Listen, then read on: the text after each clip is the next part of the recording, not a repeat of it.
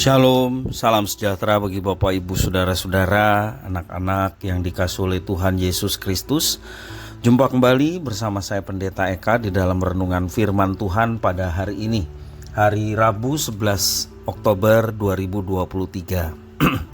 Sukacita dan damai sejahtera dari Tuhan Yesus kiranya menyertai hidup kita sekalian. Puji nama Tuhan. Pembacaan firman Tuhan hari ini sampai pada pembacaan kitab Kisah Para Rasul pasal yang ke-9. Kiranya firman Tuhan memberkati kita sekalian. Baik, sebelum kita akan merenungkan bagian firman Tuhan hari ini, mari kita akan berdoa bersama. Tuhan Bapa di surga, di dalam nama Tuhan Yesus, kami sungguh bersyukur dan berterima kasih atas kasih setia dan pemeliharaan Tuhan atas hidup kami sampai pada hari ini. Biarlah semua kebaikan Tuhan yang boleh kami alami sungguh menjadikan kami semakin mengenal pribadi Tuhan. Dan pengenalan akan Tuhan membawa kami hidup dalam ketaatan akan firman Tuhan. Karena itu Tuhan, setiap kali kami merenungkan bagian firman-Mu, mampukan kami untuk dapat memahaminya, serta Engkau menolong kami untuk kami dapat menjadi pelaku-pelaku firman. Terima kasih Bapa, berfirmanlah atas kami sedia untuk mendengarkannya. Demi nama Tuhan Yesus kami berdoa. Haleluya. Amin. Kisah Para Rasul pasal 9 ayat yang kita akan baca 19 sampai 31. Ya, tentunya kita sudah membaca seluruh ayat yang menjadi bahan perenungan pasal 19 ayat 31. Demikian firman Tuhan. Dan setelah ia makan, pulihlah kekuatannya. Saulus tinggal beberapa hari bersama-sama dengan murid-murid di Damsyik. Ketika itu juga ia memberitakan Yesus di rumah-rumah ibadat dan mengatakan bahwa Yesus adalah anak Allah.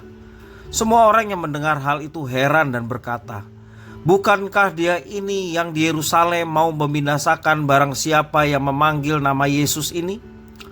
Dan bukankah ia datang ke sini dengan maksud untuk menangkap dan membawa mereka ke hadapan imam-imam kepala?" Akan tetapi Saulus semakin besar pengaruhnya dan ia membingungkan orang-orang Yahudi yang tinggal di Damsyik, karena ia membuktikan bahwa Yesus adalah Mesias.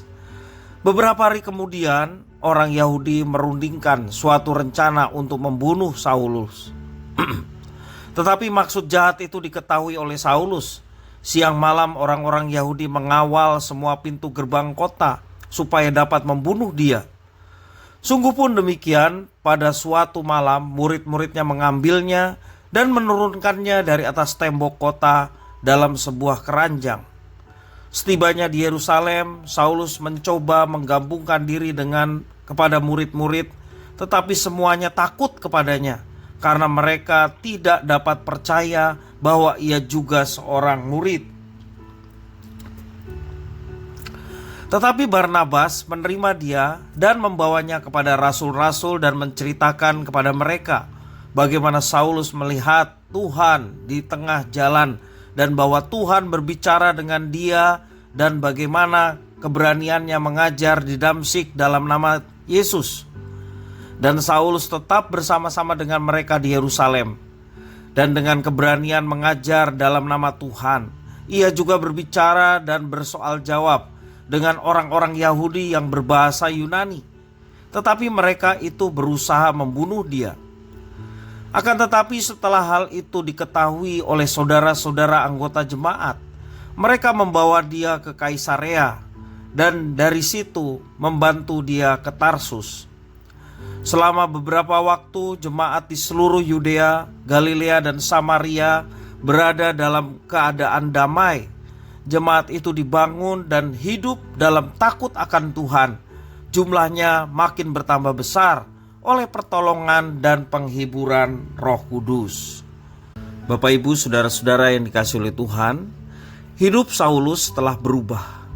Sekarang prioritas hidupnya hanya untuk Tuhan. Dan agenda hidupnya adalah memberitakan bahwa Yesus adalah Mesias, Yesus adalah anak Allah. Itu berulang-ulang di dalam teks yang kita baca mengatakan demikian. Namun pertobatan Paulus membawa dia hidup penuh dengan tantangan. Orang-orang Yahudi di Damsyik meragukan Saulus dan mereka menyiapkan strategi untuk membunuh Saulus. Demikian pula orang-orang Yahudi yang berada di Yerusalem, orang-orang Yahudi yang berbahasa Yunani, ya, berusaha untuk membunuh Saulus. Selain itu, para murid Yesus di Yerusalem pun takut, ya, karena mereka tidak percaya kenapa Saulus yang menganiaya sekarang menjadi murid Yesus. Mereka masih belum percaya akan kejadian itu, sehingga murid-murid di Yerusalem menjadi takut, ya. Yang menarik adalah dalam setiap tantangan yang dihadapi oleh Saulus selalu ada mengalami pertolongan Tuhan yang sungguh nyata di dalam hidupnya. Dia dibebaskan dari rencana pembunuhan di Damsyik. Ada orang-orang yang menurunkan Rasul Paulus dari atas tembok kota dengan sebuah keranjang sehingga Saulus bisa bebas dan bisa kembali ke Yerusalem. Padahal seluruh gerbang pintu di kota Damsyik dikepung oleh orang-orang yang berniat untuk membunuh Saulus. Kita melihat bahwa itu sebuah pertolongan Tuhan yang luar biasa dari seorang yang baru bertobat, Saulus namanya. Dia disambut oleh Barnabas di Yerusalem. Barnabas juga meyakinkan para rasul yang lain bahwa Saulus ini benar-benar berubah. Dia berubah setelah berjumpa dengan Yesus dalam perjalanannya menuju Damsyik. Dan pada akhirnya anggota jemaat Kristus juga bisa menerima dia, yakni Saulus, dan membawa Saulus keluar Yerusalem. Karena orang Yerusalem pun yang dulunya teman-teman Saulus kemudian melihat perubahan Saulus, berniat juga untuk membunuh Saulus seperti orang-orang Yahudi yang ada di Damsyik. Paulus ditolong oleh jemaat di Yerusalem. Paulus dibawa keluar Yerusalem dan mengantarnya ke Kaisarea, bahkan sampai ke Tarsus, tempat asal Paulus, ya, Saulus, yakni di Tarsus. Seringkali kita juga mengalami apa yang dialami oleh Saulus. Ketika kita memutuskan untuk memprioritaskan Tuhan dan mengerjakan agenda Tuhan dalam hidup kita, tantangan mulai datang silih berganti. Tantangan mewarnai kehidupan kita dan menjadi ujian terhadap iman dan komitmen kita. Seringkali saya juga menyampaikan di dalam kelas baptisan. Baptisan bukanlah puncak dari iman kita, tetapi melalui baptisan adalah seseorang yang sudah dibaptis memiliki komitmen untuk menjadi murid Kristus yang setia. Karena kesetiaan di dalam mengikut Tuhan seringkali harus ada banyak tantangan yang dihadapinya. Tetapi biarlah semua itu boleh menjadikan iman kita semakin teguh dan komitmen kita untuk melayani Dia, hidup untuk Kristus tidak menjadi goyah karena tantangan itu. Bapak Ibu saudara-saudara yang dikasihi oleh Tuhan, mari kita tidak fokus pada tantangannya saja. Fokuslah kepada Tuhan Allah yang melindungi kita. Tuhan Allah akan selalu memberi kita pertolongan pada saat hidup penuh dengan tantangan sebagai murid Kristus.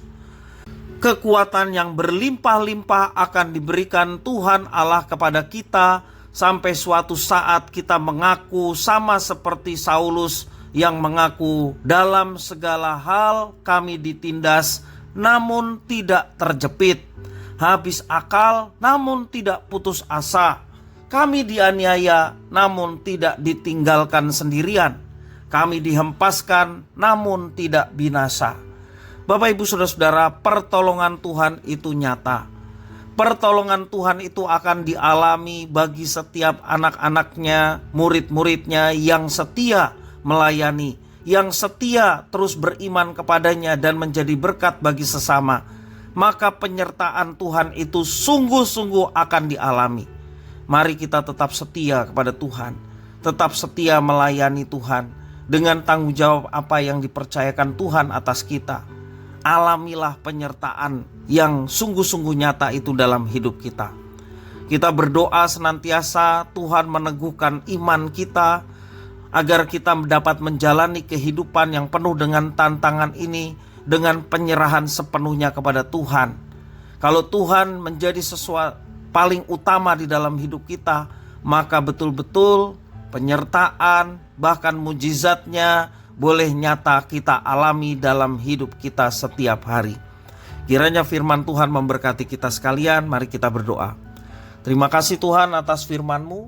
Engkau memampukan untuk kami dapat menerapkannya dalam hidup kami. Kami menjadi murid-murid Kristus yang setia. Kami betul-betul mengalami penyertaan Tuhan, khususnya tak kala kami sedang menghadapi tantangan di dalam hidup, masalah di dalam kehidupan. Kami percaya bersama dengan Tuhan kami diberikan kekuatan untuk kami dapat menanggungnya. Bahkan Engkau yang menolong kami untuk kami dapat mengatasi dengan baik karena pertolongan dan berkat Tuhan. Terima kasih ya Tuhan, inilah diri kami. Kami sedia untuk menjadi pelaku-pelaku firman. Demi nama Tuhan Yesus kami berdoa. Haleluya. Amin.